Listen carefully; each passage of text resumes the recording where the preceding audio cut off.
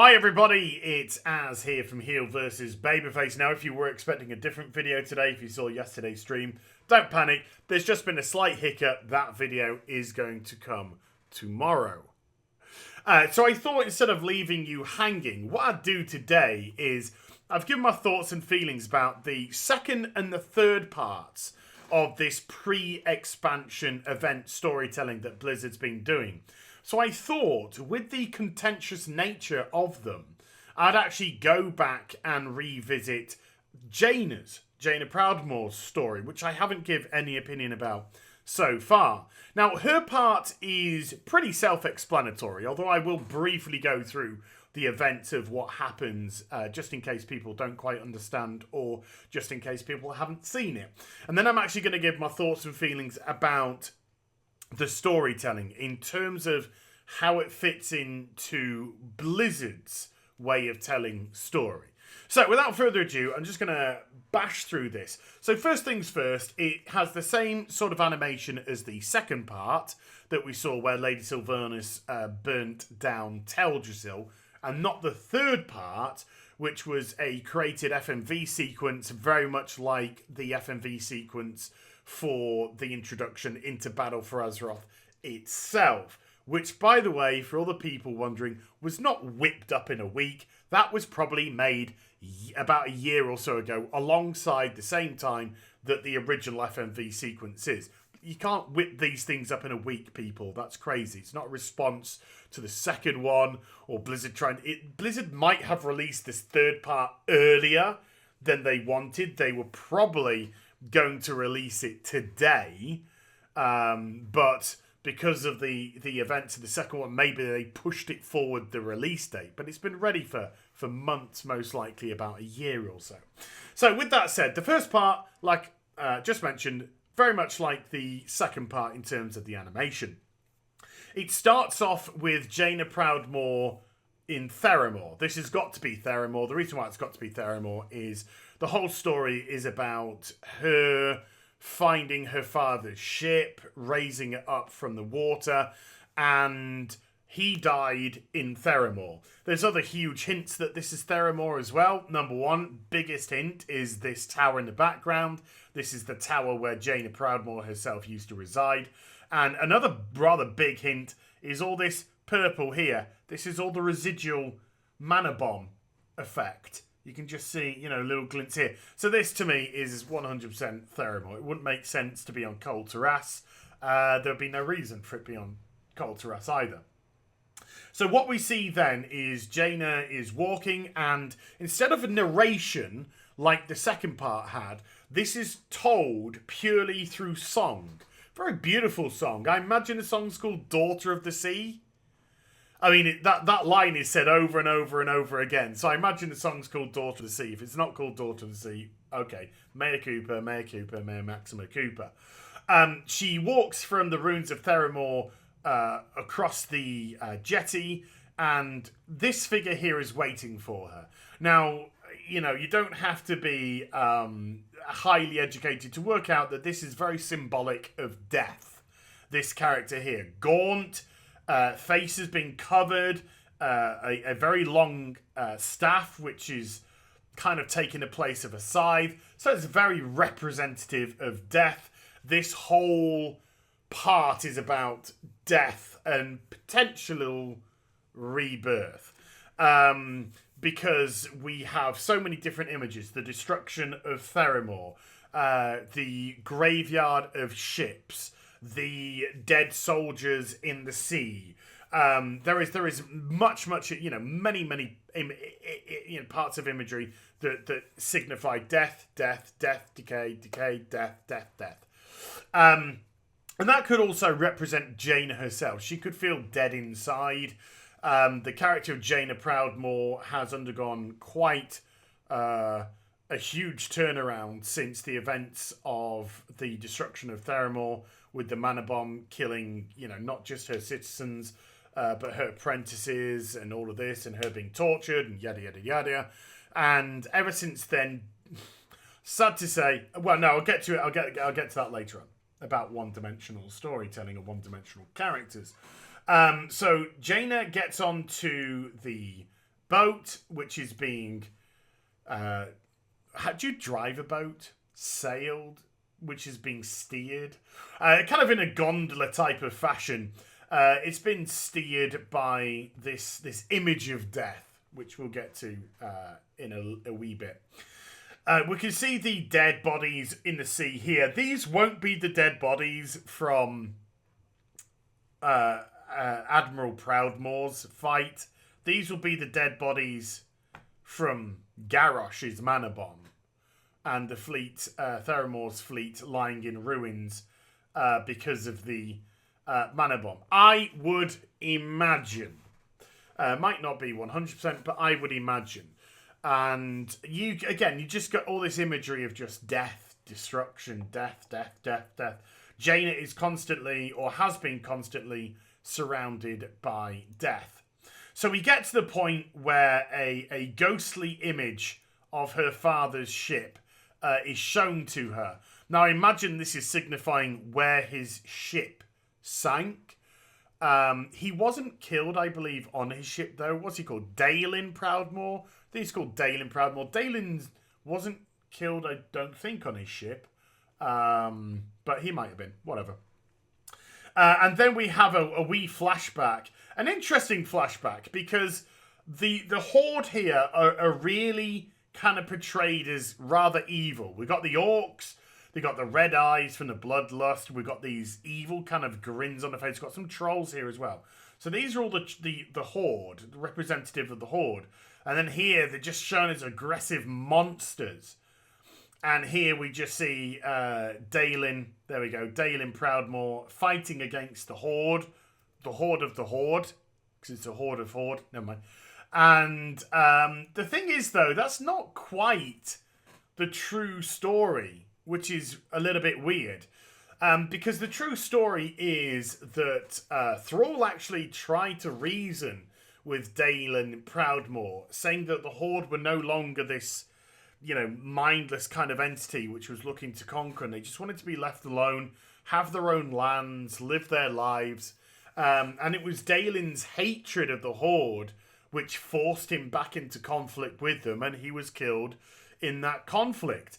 And the Alliance didn't retaliate because most of the Alliance leadership was, it was his own fault.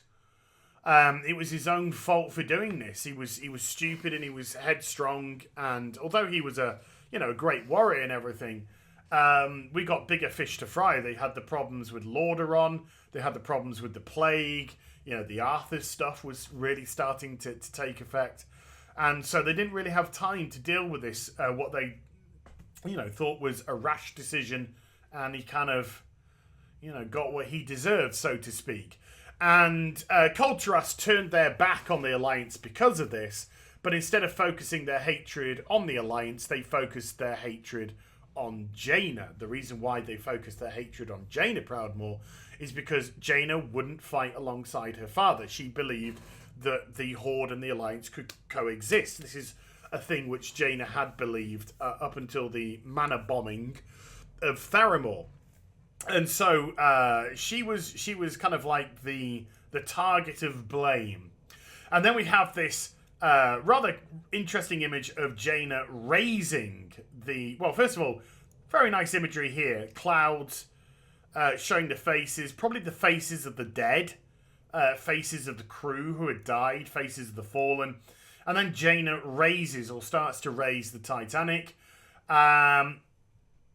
Not quite sure how mages have this ability, but okay. That's just by the by. Artistic license. I'll give you artistic license. Okay, I'm happy with that. So she raises the ship from the ground, from the sea, looking pretty decently intact, to be perfectly honest with you.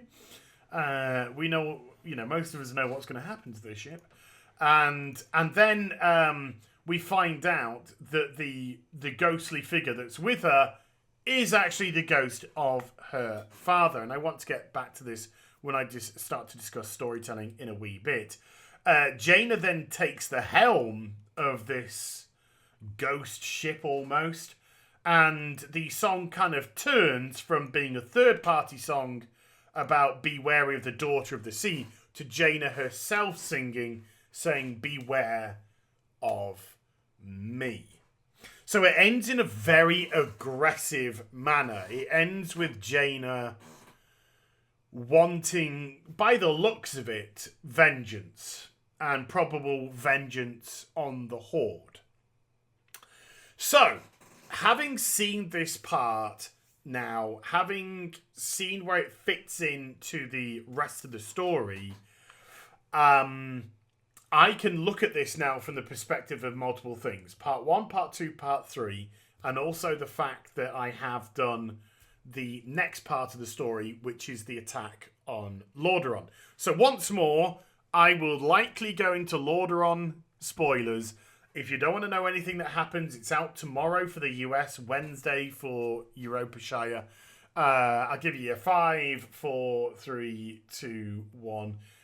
From here on in, there may be some brief discussion about that. And if you hear a spoiler or two, sorry, but you've got hit in the crossfire. Just overall, it's a beautiful piece. It's an absolute beautiful piece. The song is beautiful. It's well sung. The songstress is absolutely amazing. The male vocals that come in are fantastic, and the animation itself, I adore this this look. I think it's absolutely ridiculously beautiful. Again, this is where I kind of have my problems. Blizzard have the ability to tell great stories. This, I think, is a beautiful piece. I think the second part is told very beautifully, whether or not I disagree or agree with the actions of Sylvanas. And the third part, different animation style, but the third part, again, it's all beautiful stuff.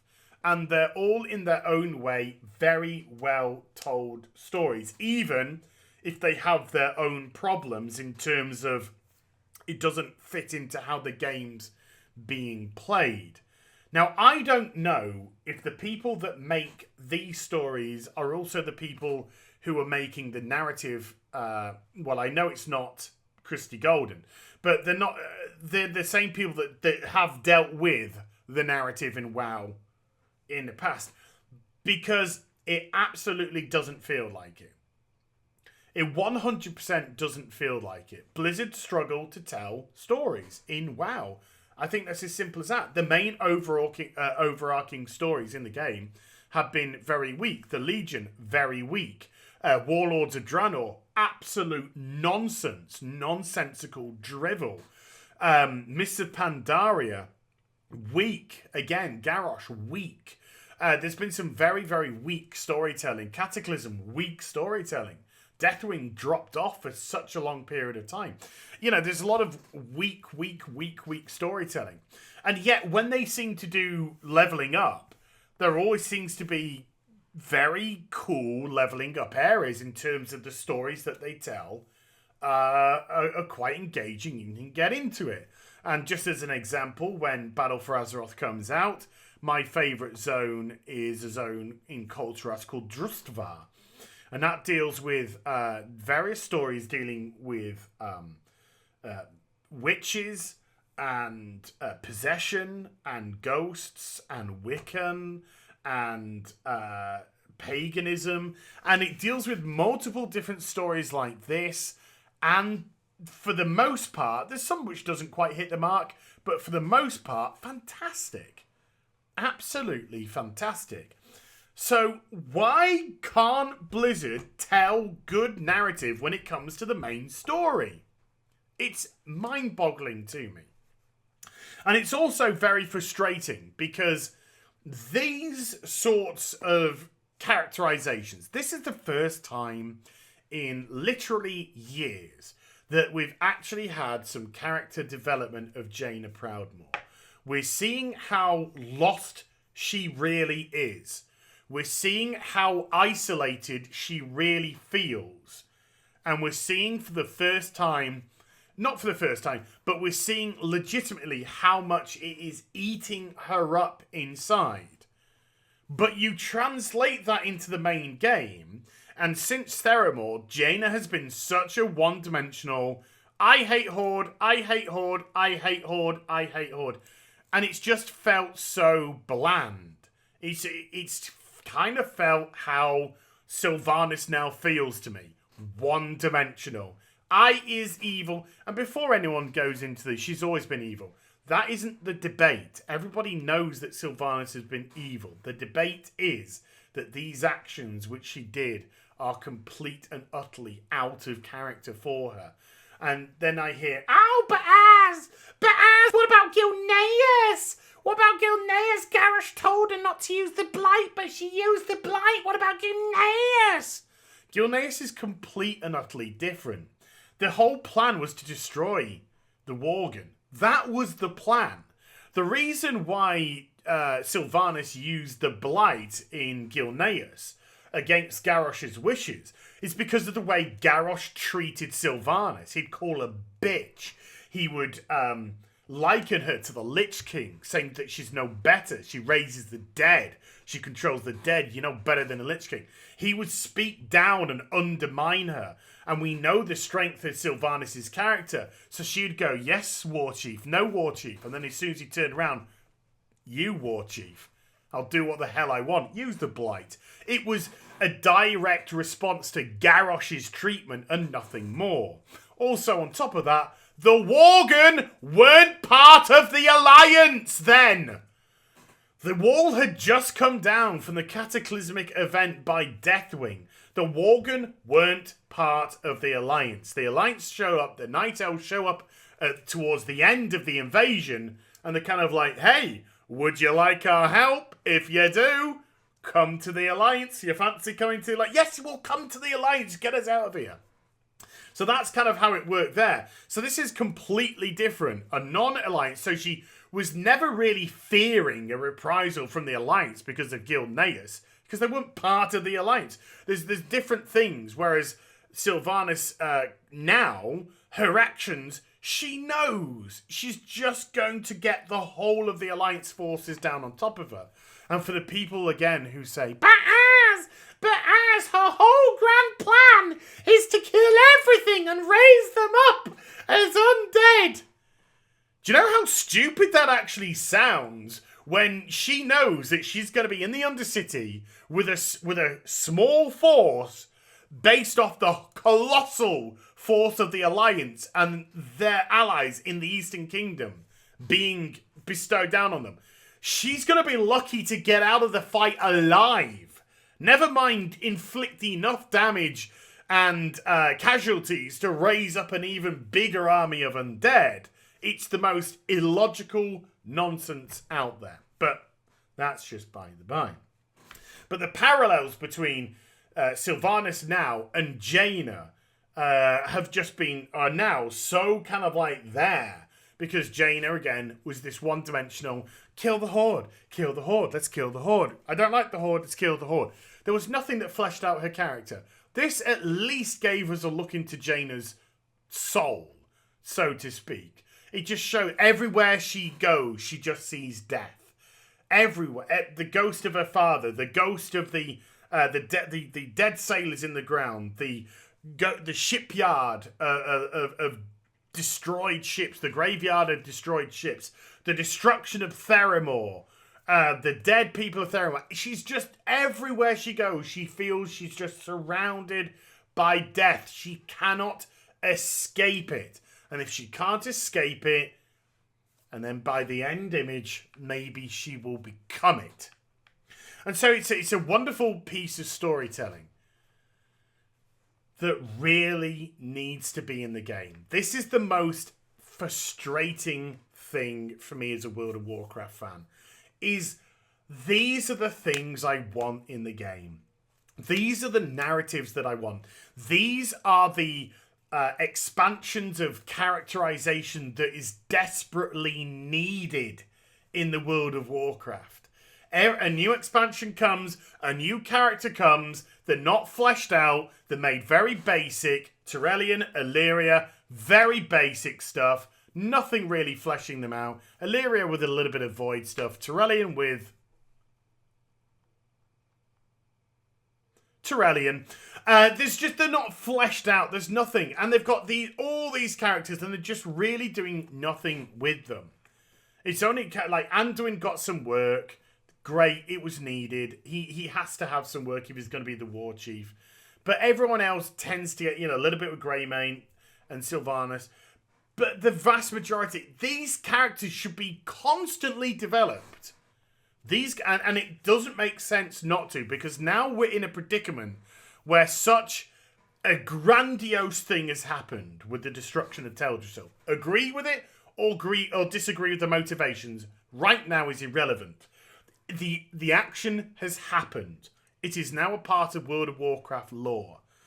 And are Blizzard and 8.0 doing anything to show the reaction of Bane and the other Horde leaders? No.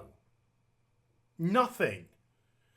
That, folks, isn't building up a story for later. That, folks, is poor storytelling. Why is it poor storytelling? Because these issues are issues which would immediately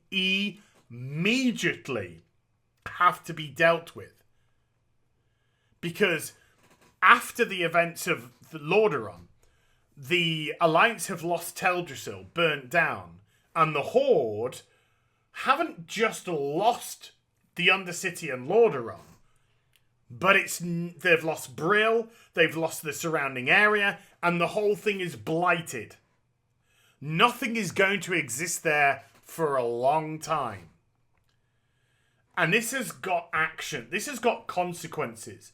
One of the major consequences is Silvermoon is now absolutely vulnerable.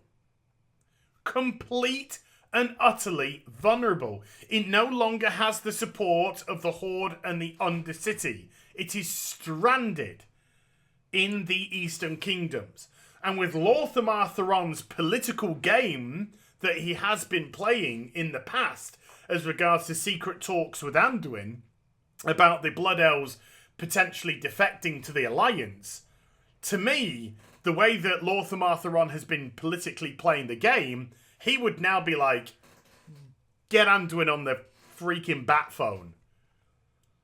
And he might be really willing to reopen up negotiations if it was dealt with in a logical manner, but it's not. And so nothing happens. The whole thing about Darnassus, when actually they also had Blood Mist Isle next door and the Exodar right next door. No consequence. Why? Well, the Exodar's it's actually in a different instance. So there's a lot of illogical storytelling which is not developed further in 8.0. No repercussions from the Horde leadership as to what's going on. Horde players who don't agree with what's going on can't do anything about it. I've been through that many times, so I'm not going to dwell on that. But this is why the game now, the main story, just has really bad narrative. Because there are so many logical things which should happen in 8.0 which don't. By the setup of these 3 pieces of story. Now, Jaina arrives at the Undercity to help the Alliance out, smashing her father's ship. I imagine it's going to be her father's ship. Into the ruins of Lordaeron to breach and give the Alliance a way in behind the stone walls and allow them to actually run the Horde outside, out of the Undercity, forcing Sylvanas to blight the whole area. If I can't have it, they can't have it. Type of business. So Jaina follows through, but she doesn't come across as this Jaina that we see here. She comes across as, just kind of like regular Jaina. I would have liked to have seen a far more aggressive character based off what we see here. Maybe even a character that is, I will fight alongside you, but we got problems. I'm only doing this because our paths are aligning at this certain phase. But that's a very, very minor mute point. The bigger points are the part 2 and the part 3, which don't follow through on it. So I have gone for quite a bit about this. In terms of storytelling, beautiful. But Blizzard, please, You can't not see what's going on with virtually every channel right now that talks with the World of Warcraft. Yeah, you've still got your everything is awesome, I'll defend everything channels, whatever, that, you know, because logic doesn't matter to some people. But the vast majority are really harping on about the legitimate points here. The legitimate points being that your storytelling makes no sense in the fact that you are showing things like Saurfang and backing the Horde into a corner, making them unable to do what Saurfang himself is doing. The poor storytelling with the non-addressing in 8.0 of these events, just not addressed. They're not, the Horde leadership, not addressed. The isolation of Silvermoon, not addressed. Lorthamar Theron, he should be a major... There should be something major going on with Lorthamar Theron now, with the events of what happens. And no. And why is that? It's called bad storytelling. I think we've got to a point now in the World of Warcraft where leveling is utterly irrelevant.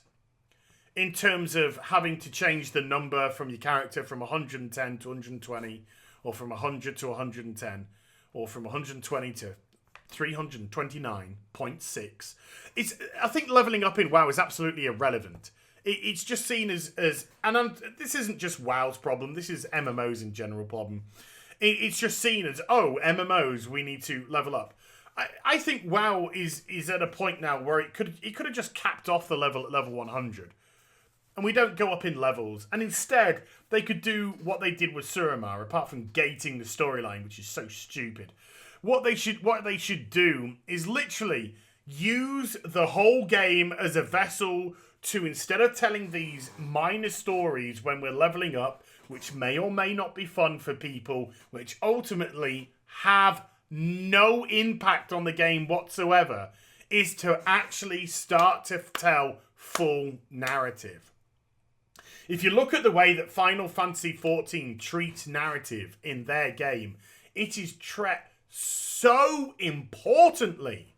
You know them, you know the characters, you know what's going on. It's dealt with in such depth that you have hours, not just, you know, a couple of hours here or there, absolute 16 hours, 18 hours, 20 hours, whatever it is, of narrative. And that's after you've got to top level. Never mind all the stuff prior to that, where it always has a big main story narrative running through. I think Blizzard really need to use their opportunity to develop their characters, to tell more stories which really link to the World of Warcraft as a whole, as opposed to isolated stories within environment, which ultimately fade to nothing at the end of the day. And then when an expansion's ended and you're going into a new one, we're once more left with pretty vacuous characters which have yet to be fully fleshed out and realised. And the only reason why people go, yay, I love X and I love Y, is because their name has recognition. And that is really it. Oh, I love Vol'jin. Why? What's he actually done in the game? He's cool. He's a troll. I know him. In Warcraft 3...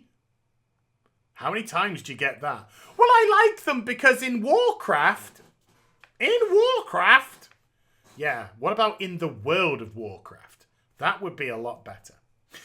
So, beautiful piece in terms of animation, song, storytelling, and giving Jaina a little bit of flesh.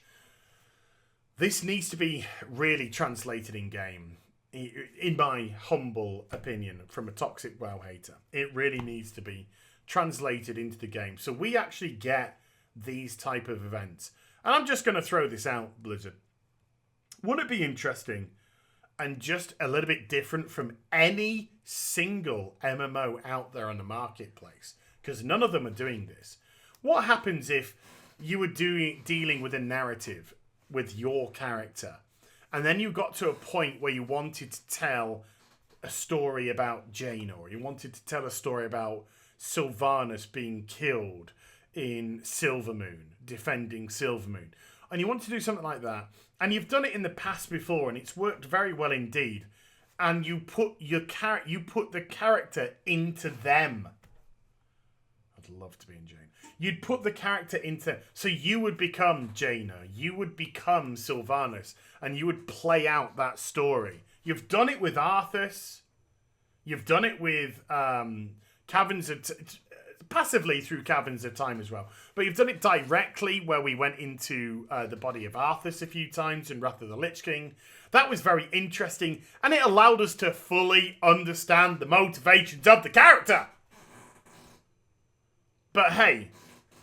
Toxic WoW hater here, so what do I know? So there we go, folks. Kind of going through parts of this, but like I said, this was mostly a video about storytelling within the World of Warcraft and how it really, really needs to change to be any sort of remotely engaging. So I hope you enjoyed the video. If you did, do get a thumbs up and also subscribe to the channel. Follow me on social media, Twitter, live streaming, links in the description box down below. And I'll be back with more stuff for you. Take care. Bye for now.